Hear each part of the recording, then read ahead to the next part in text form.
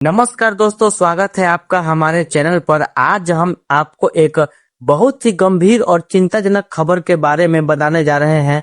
पश्चिम बंगाल से आई एक ऐसी खबर जिसने पूरे राजनीतिक माहौल को तनावपूर्ण बना दिया है। भारतीय जनता पार्टी के वरिष्ठ नेता शुभेंदु अधिकारी के व्यक्तिगत सहायक चंद्रनाथ रथ की गोली मारकर हत्या कर दी गई है।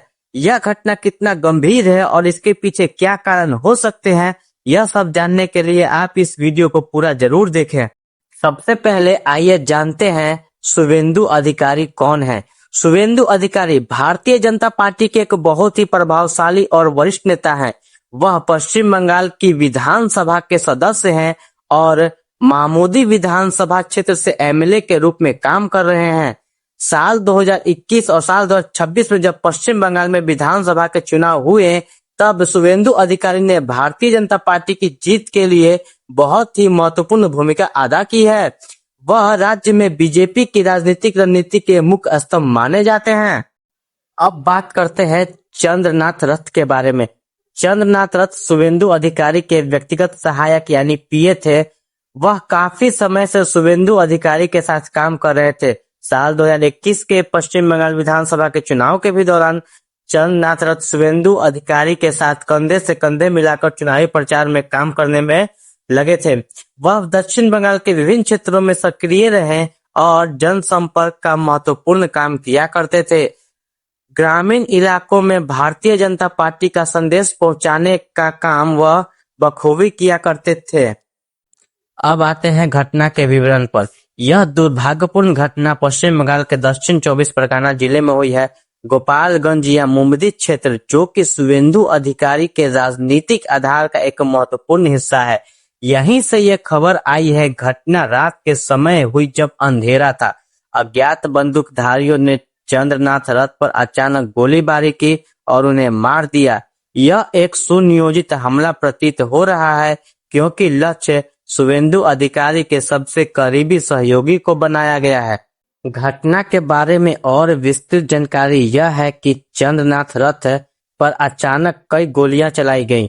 वह गंभीर रूप से घायल हुए और तुरंत निकटवर्ती अस्पताल में ले जाए गए, लेकिन दुर्भाग्यवश वह इलाज के दौरान अपनी चोटों से जूझ नहीं सके और उनकी मृत्यु हो गई। स्थानीय पुलिस को तुरंत इस घटना की सूचना दी गई। पुलिस ने तुरंत मामले को दर्ज किया और जांच शुरू कर दी है।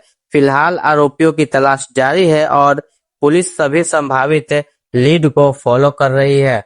2021 में जब पश्चिम बंगाल में विधानसभा के चुनाव हुए थे, तो यह चुनाव काफी महत्वपूर्ण था। भारतीय जनता पार्टी उस समय राज्य में अपनी मजबूत उपस्थिति स्थापित करना चाहती थी।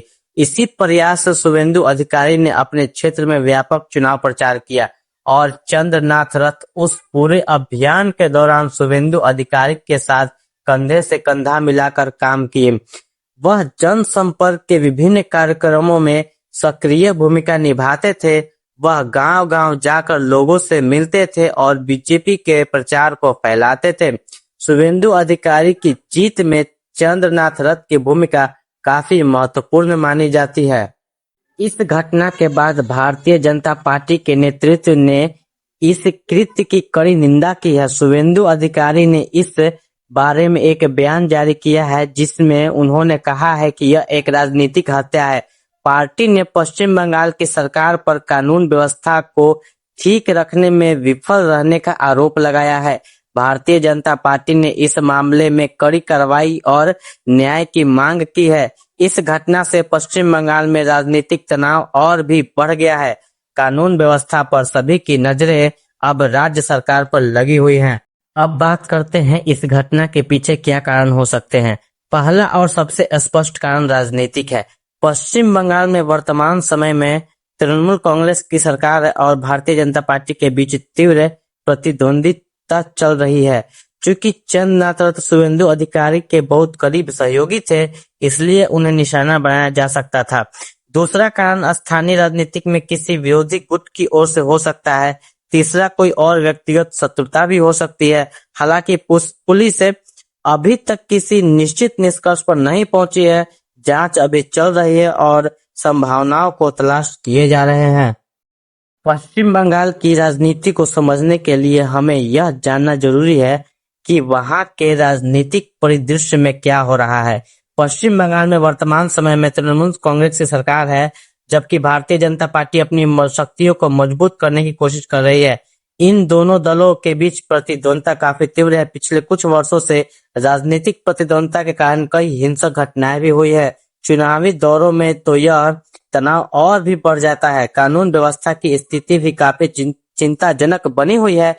इस पूरे माहौल में अनिश्चितता और भय का माहौल है। अब बात करते हैं पुलिस इस मामले में क्या कार्रवाई कर रही है। घटना के तुरंत बाद स्थानीय पुलिस ने एक एफआईआर दर्ज की और विशेष जांच दल गठित किया है, जिसमें से 200 एफआईआर दर्ज किए गए हैं। 433 लोगों को अरेस्ट किया जा चुका है। 1100 लोगों को हिरासत में लिया जा चुका है। इस पर डीजीपी ने बयान देते हुए कहा है कि हिंसा के प्रति जीरो टॉलरेंस होगा। अब हम इस घटना को मानव अधिकार के दृष्टिकोण से देखते हैं। किसी भी व्यक्ति को राजनीतिक कारणों से हिंसा का शिकार नहीं होना चाहिए। चंद्रनाथ रथ की मृत्यु एक अन्याय है और उनके परिवार के लिए एक बड़ा दुख है। उन्हें न्याय मिलना अत्यंत आवश्यक है। हमारे समाज को यह सुनिश्चित करना चाहिए कि राजनीतिक कारणों से हिंसा न हो। कानून का शासन और मजबूत होना चाहिए। हर किसी को शांतिपूर्ण तरीके से अपनी राजनीतिक गतिविधियां करने की आजादी होनी चाहिए। आइए अब इस पूरे मामले की मुख्य बातों को दोहरा लेते हैं। पहली बात यह है कि शुभेंदु अधिकारी के करीब सहयोगी चंद्रनाथ रथ की अचानक लोगों द्वारा हत्या कर दी गई है। दूसरी, यह गोली मारकर की गई हत्या है, जो एक सुनियोजित अपराध प्रतीत होता है। तीसरी, यह घटना के बाद पश्चिम बंगाल में राजनीतिक तनाव और भी बढ़ गया है। चौथी, पुलिस इस मामले की तेजी से जांच कर रही है।